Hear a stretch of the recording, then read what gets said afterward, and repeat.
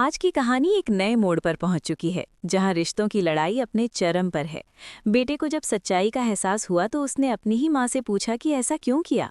माँ ने बिना झिझक मान लिया कि उसने गलत कदम उठाए, क्योंकि उसे उसकी पसंद की लड़की मंजूर ही नहीं थी।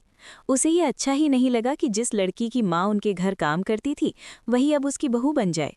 बेटे ने इस बात से आहत होकर अपना परिवार, अपना नाम और इस खानदान से नाता तोड़ने का फैसला कर लिया। आने वाले एपिसोड में हालात और उलझने वाले हैं। सरू और वेद के बीच तनाव बढ़ने वाला है, क्योंकि अनिका फिर से उनके रिश्ते को बिगाड़ने की कोशिश करेगी। लेकिन इस बार चीजें उसकी उम्मीद के अनुसार नहीं होंगी, क्योंकि सामने आएगी तारा की सच्चाई। तारा को पहले भी डर था कि उसका राज खुल सकता है, और अब ये हकीकत में बदलने वाला है।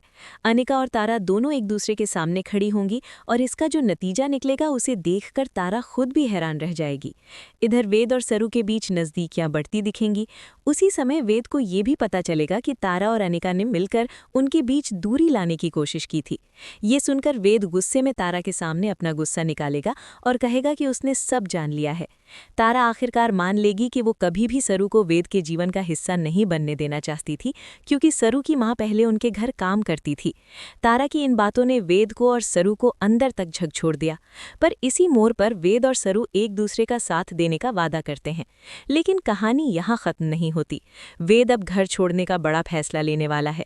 वो अपने परिवार से दूरी बनाकर नया रास्ता चुनने की कोशिश करेगा। अब सवाल यह है कि क्या सरू वेद का ये कदम स्वीकार करेगी या नहीं। क्या वेद और सरू एक साथ रह पाएंगे, या तारा की साजिशें फिर से दोनों को अलग कर देंगी। आपको क्या लगता है, कमेंट में ज़रूर बताना। मिलने हैं अगली बार एक नई अपडेट के साथ, और हमारे चैनल सीरियल डेली रिव्यू का साथ रहना। खत्म।